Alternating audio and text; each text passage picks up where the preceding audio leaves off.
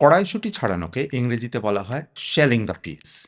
আলু ছাড়ানোকে তাহলে কি ইংরেজিতে কি বলা হবে? Shelling the potato? একেবারেই না। সেক্ষেত্রে হবে পিলিং দ্য পটেটো। যখন কোনো জিনিসের বাইরের স্তরটা সফট থাকে, নরম থাকে, তখন সেটা ছাড়ানোর জন্য আমরা ব্যবহার করি পিলিং, যেমন আলু। কিন্তু বাইরের স্তরটা যদি একটু শক্ত থাকে, তাহলে সেক্ষেত্রে আমরা শেলিং ব্যবহার করি। তাই কড়াইশুঁটির সঙ্গে শেলিং ব্যবহার করলাম, আর আলুর সঙ্গে পিলিং ব্যবহার করলাম। কিন্তু বাইরের স্তরটা যদি বেশ ভালো রকম শক্ত থাকে, সেক্ষেত্রে কিন্তু পিলিং বা শেলিং কোনো ওয়ার্ডই ব্যবহার করা যাবে না।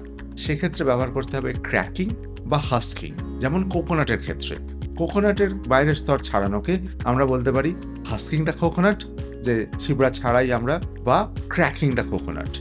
এখন বলো, কলা বা বানানা ছাড়ানোর জন্য আমরা কোন ওয়ার্ডটি ব্যবহার করব?